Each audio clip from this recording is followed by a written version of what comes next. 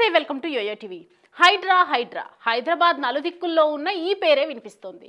ఏ ఇద్దరు కలుసుకున్నా హైడ్రా గురించే చర్చిస్తున్నారు. ఎవరికి లొంగకుండా దూసుకెళ్తున్న బుల్డోజర్లు, నేలమట్టం అవుతున్న కట్టడాలపై అంతటా చర్చ నడుస్తుంది. అక్రమార్కుల కోసం పురుడు పోసుకున్నప్పటి నుంచే తన ప్రతాపం చూపిస్తూ వస్తోంది. రాజకీయంగా ఎన్నో సంచలనాలకు దారితీస్తోంది. ప్రతిపక్షాల నుంచి విమర్శలు వస్తున్నా ఎక్కడా తగ్గకుండా అక్రమ కట్టడాల భరతం పడుతూ సాగుతోంది.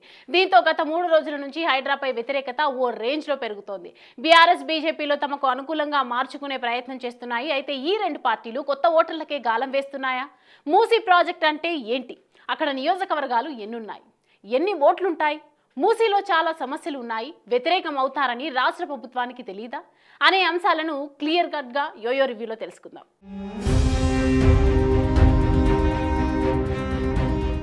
తెలంగాణ రాష్ట్రం ఏర్పడిన 10 ఏళ్ల తర్వాత ప్రజల మద్దతుతో కాంగ్రెస్ ప్రభుత్వాన్ని ఏర్పాటు చేసింది. పాలనా పరంగా భాగంగానే సాగుతుందనుకున్న సమయంలో సీఎం రేవంత్ రెడ్డి హైడ్రా తీసుకువచ్చారు. ఇందులో భాగంగా హైడ్రా టేకప్ చేసిన మూసీ నది సుందరీకరణ ప్రాజెక్టు కారణంగా కొత్త రకం ఓటర్లు పుట్టుకొచ్చారా అనే అనుమానాలు పెరిగిపోతున్నాయి. కొత్త రకం ఓటర్లంటే కాంగ్రెస్ వ్యతిరేకత ఓటర్లే. ఈ విషయం మూసీ నదికి 2 వైపులా ఉన్న ఆక్రమణలను, ఇళ్లను తొలగించేందుకు ప్రభుత్వం చర్యలు మొదలుపెట్టగానే బయటపడింది. 3 రోజులుగా హైడ్రా మరియు రెవెన్యూ, ఇరిగేషన్, జీహెచ్ఎంసీ అధికారులు సంయుక్తంగా మూసీ నదికి 2 వైపులా ఉన్న ఇళ్లను తొలగించేందుకు మార్కింగ్ చేస్తున్నారు. మూసీ నదికి 2 వైపులా సుమారు 15,000 నిర్మాణాలను తొలగించాలని ఇప్పటికే సర్వేలో అధికారులు ఫైనల్ చేశారు. ఈ 15,000 నిర్మాణాలన్నీ ఆక్రమణలు కావు. ఇందులో పట్టాలుండి ఇల్లు కట్టుకున్న వారు కూడా ఉన్నారు. అలాగే స్థలాలను ఆక్రమించి కట్టుకున్న ఇళ్లతో పాటు గోడౌన్లు, కమర్షియల్ కాంప్లెక్స్లు కూడా ఉన్నాయి. ఎప్పుడైతే వీటన్నింటినీ తొలగించాలని ప్రభుత్వం ప్రయత్నాలు మొదలుపెట్టిందో వెంటనే బాధితులు ఆందోళనలు స్టార్ట్ చేశారు. ఎన్నో ఏళ్లుగా తాముంటున్న నివాసాలను, తమ వ్యాపార సముదాయాలను, వాడుకుంటున్న గోడౌన్లను ప్రభుత్వం కూల్చేస్తుందంటే బాధితులు మండిపోతున్నారు. ఇప్పుడు బయటకు వస్తున్న బాధితులు కొందరే. బయటకు రాని బాధితులు ఎంతమంది ఉన్నారో తెలియదు. ఇలాంటి బాధితులందరూ రాబోయే స్థానిక సంస్థల ఎన్నికల్లో కాంగ్రెస్ కు వ్యతిరేకంగా ఓట్లేస్తారనే అనుమానాలు పెరిగిపోతున్నాయి. ఈ విషయాలను గ్రహించే ప్రతిపక్షాలు, బీఆర్ఎస్, బీజేపీ నేతలు బాధితులకు మద్దతుగా రాజకీయాలు మొదలుపెట్టేశాయి. బీఆర్ఎస్ ఆఫీసు తెలంగాణ భవన్లో మాజీ మంత్రి హరీష్ రావు హైడ్రా బాధితులతో సమావేశమయ్యారు. బాధితుల తరపున తాము పోరాటాలు చేస్తామని భరోసా ఇచ్చారు. నిజానికి బాధితుల తరపున బీఆర్ఎస్ చేసే పోరాటాలు ఏవీ ఉండవు. ఎందుకంటే మూసీ రివర్ సుందరీకరణ ప్రాజెక్టును అమలు చేయడంతో రేవంత్ ప్రభుత్వం చాలా గట్టిగా నిలబడింది. బాధితులను కన్విన్స్ చేసి మూసీ నది ప్రాంతం నుండి తరలించి ప్రత్యేకంగా ఇందిరమ్మ డబుల్ బెడ్రూమ్ ఇళ్లను కేటాయించాలని ఇప్పటికే రేవంత్ ఆదేశించారు. మూసీ బాధితుల కోసం ప్రభుత్వం 16,000 డబుల్ బెడ్రూమ్లను సిద్ధించబోతోంది. ఈలోగా ఎక్కడ వీలైతే అక్కడ బాధితులకు డబుల్ బెడ్రూమ్లను కేటాయిస్తుంది. ఇప్పటికీ సుమారు 20 కుటుంబాలను తమ ఇళ్లను ఖాళీ చేసి ప్రభుత్వం కేటాయించిన డబుల్ బెడ్రూముల్లోకి మారిపోయారు. అయితే చాలా మంది తమ ఇళ్లను ఖాళీ చేయడానికి ఏమాత్రం ఇష్టపడటం లేదు. బాధితులు తమ ఇళ్లను ఖాళీ చేయకపోతే ప్రభుత్వం బలవంతంగా అయినా వాళ్ళని ఖాళీ చేయించి ఇతర ప్రాంతాలకు తరలించడం ఖాయం. అప్పుడు ప్రభుత్వానికి బాధితులకు మధ్య పెద్ద గొడవలవుతాయి. ఈ విషయాన్ని గ్రహించాయి కాబట్టే బీఆర్ఎస్, బీజేపీ నేతలు బాధితులతో భేటీలై పోరాడాలని చెబుతున్నాయి. ఇప్పుడు జరుగుతున్న వ్యవహారాలన్నీ మూసీ బాధితులు కావచ్చు, లేదా హైడ్రా బాధితులు కూడా కావచ్చు. రాబోయే స్థానిక సంస్థల ఎన్నికల్లో కాంగ్రెస్ కు నెగిటివ్ అవుతారనటంలో ఎలాంటి సందేహం లేదు.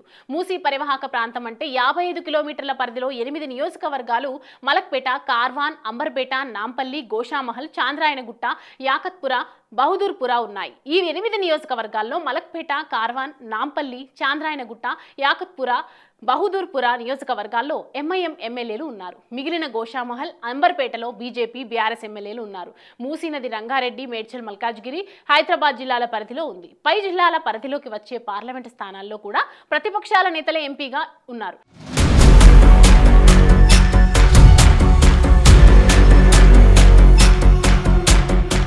అంటే పార్లమెంటులో కానీ అసెంబ్లీలోని ఎక్కడా కాంగ్రెస్ కు ప్రాతినిధ్యం లేదు.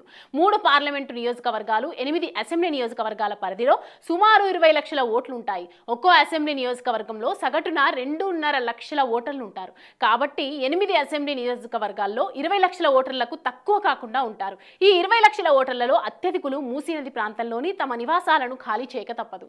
కాబట్టి 20 లక్షల మందిలో అత్యధికులు బాధితులే అనటంలో ఎలాంటి సందేహం లేదు. కాబట్టి రాబోయే ఎన్నికల్లో బాధితుల్లో అత్యధికులు కాంగ్రెస్ కు వ్యతిరేకంగా ఓటేస్తారనటంలో అనుమానాలు అవసరం లేదు. అంటే కాంగ్రెస్ ప్రభుత్వం తనంతట తానుగా లక్షలాది మంది ఓటర్లను వ్యతిరేకంగా తయారు చేసుకుంటోంది. నిజానికి మూసీ నదిలోకి సమీపంలోని పరిశ్రమల యూనిట్లలోని వ్యర్థాలు, కాలుష్యాలన్నీ కలిసిపోతున్నాయి. నదికి 2 వైపులా సుమారు 20,000 ఎకరాల్లో పంటలు సాగవుతున్నాయి. వీటిల్లో అత్యధికం ఆకుకూరలు కాయగూరలు పండిస్తున్నారు. వాటినే నగరంలోని అనేక ప్రాంతాలకు పంపిణీ చేసి అమ్మేస్తున్నారు. ఎక్కడ పండిస్తున్నారో తెలియకుండానే జనాలు కొనేసి వాడేస్తున్నారు. దీని ఫలితంగానే జనాల్లో అనేక రకాల అనారోగ్య సమస్యలు పెరిగిపోతున్నాయి. గుండె, ఊపిరితిత్తులు, మోకాళ్ళు, కంటి, చర్మ, క్యాన్సర్ సమస్యలు పెరిగిపోతున్నాయని Indian Medical Association central committee సభ్యులు తెలిపారు. అనారోగ్యాలకు కారణమవుతోందని తెలిసినా మూసీ నది ప్రాంతాల్లో పంటలు సాగును ప్రభుత్వం ఎందుకు నిషేధించడం లేదో అర్థం కావటం లేదు. మూసీ నీటిని ఇక్కడ పండించే ఆకుకూరలు కాయగూరలను మేడ్చల్, మల్కాజ్గిరి, యాదాద్రి, భువనగిరి, నల్గొండ జిల్లాలతో పాటు మలక్పేట, ఉప్పల్, కొత్తపేట, సరూర్ నగర్ మార్కెట్ల పరిధిలోని జనాలు ఎక్కువగా ఉపయోగిస్తున్నారు. ఆక్రమణలు తొలగించాలంటే బాధితులందరూ ప్రభుత్వానికి, కాంగ్రెస్ పార్టీకి వ్యతిరేకమవుతారని రేవంత్ రెడ్డితో పాటు నేతలందరికీ బాగా తెలుసు. అయినా మూసీ సుందరీకరణ ప్రాజెక్టు పేరుతో వేలాది ఇళ్లు నిర్మాణాలతో పాటు జలవనరులను, ఆక్రమణలను ఎందుకు తొలగిస్తున్నట్లు? అంటే ఇళ్లను ఖాళీ చేయాలన్నా తమ ఇళ్లను కూల్చేస్తున్నారన్న యజమానులు ఇప్పుడు బాధపడతారు. అయితే ఆక్రమణలను ఖాళీ చేయడం ద్వారా, జలవనరులను, నిర్మాణాలను తొలగించడం ద్వారా మూసీ నది సుందరంగా తయారవుతుంది.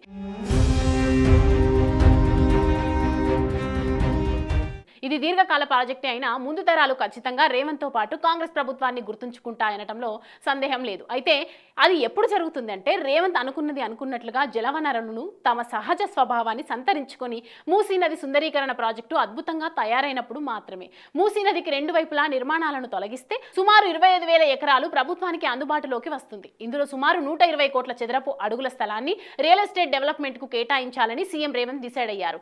ఇందులోనే కొత్తగా కమర్షియల్ కాంప్లెక్స్లు, మల్టీప్లెక్స్లు, 55 కిలోమీటర్ల బోటింగ్ రిసార్టులు, అమ్యూజ్మెంట్ పార్కులు రాబోతున్నాయి. లండన్లోని థేమ్స్, దక్షిణ కొరియా, సియల్లోని చెంగ్యేచున్ నదిని సుందరీకరించినట్లుగా మూసీ నదిని తయారు చేయాలన్నది రేవంత్ పట్టుదల.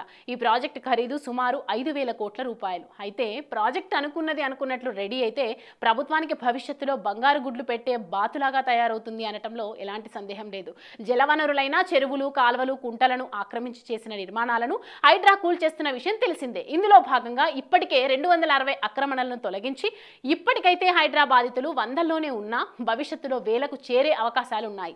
ఈ బాధితుల్లో అత్యధికులు కూకట్పల్లి, శేరిలింగంపల్లి, రాజేంద్రనగర్, పటాన్ చెరువు, చేవెళ్ల, కుత్బుల్లాపూర్ నియోజకవర్గాల్లోకి వస్తారు. రాబోయే ఎన్నికల్లో బాధితులంతా కాంగ్రెస్ కు వ్యతిరేకంగానే ఓట్లేస్తారు. అయితే ఇక్కడ గమనించాల్సిన విషయం ఏంటంటే హైడ్రా యాక్షన్ కు మద్దతుగా నిలుస్తున్న జనాలు కూడా ఉన్నారు.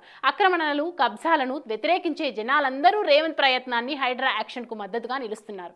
ఇక్కడ రాజకీయ కోణం కూడా ఉంది. అదేమిటంటే పైన చెప్పిన పార్లమెంట్ నియోజకవర్గాల్లో అయినా, అసెంబ్లీ నియోజకవర్గాల్లో అయినా కాంగ్రెస్ ఎక్కడా గెలవలేదు. ఎంఐఎం ప్రాతినిధ్యం వహిస్తున్న అసెంబ్లీ నియోజకవర్గాల్లో కానీ, పార్లమెంట్లో కానీ కాంగ్రెస్ ఎప్పటికీ గెలిచే అవకాశం లేదు.